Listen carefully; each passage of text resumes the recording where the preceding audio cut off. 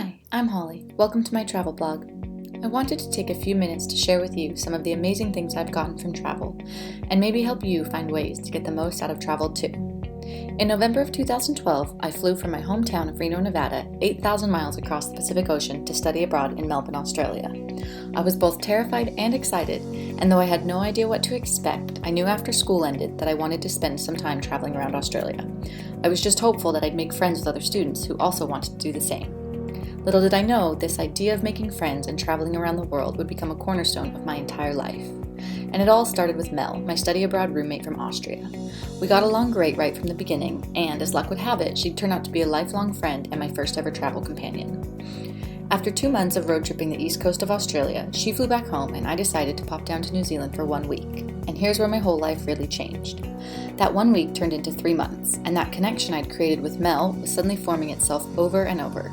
I made friends from England, Brazil, Germany, Zimbabwe, Slovenia, and met people from countries I'd never even heard of. Between these amazing people and my newfound and insatiable curiosity about their countries and cultures, somewhere along the way I realized I never wanted this to end. I guess you could say I was hooked.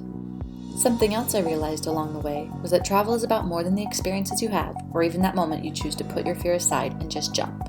It's about how those experiences help you grow as a person, and how they help shape who you become in ways you never could have imagined. They open your eyes, your mind, and your heart to something different than what you know. They challenge what you call normal and put a mirror dead in front of you and don't let you look away. But most importantly, those experiences give you the courage to face those challenges and be proud of the person looking back at you in the mirror. But that's not all, not even close. One of the most valuable things travel will give you is the opportunity to experience other cultures. One of the best ways to do that is to live somewhere new. So when I happened upon work in a hostel in a little place called Zadar, Croatia, I immediately knew I had made a decision that would change the course of the rest of my life. I spent 6 months there falling in love with the culture, the language, the city, and the people. Bosses and coworkers quickly became family and friends, and Zadar quickly became my second home in this world. And as fate would have it, that one decision did change the direction of my life, as the people I met while living in Zadar ultimately landed me in Perth, Australia, a place I ended up living for the next 2 years. And much like Zadar, I found another family in the form of friends from all over the world, and another place I'm so grateful to get to call home.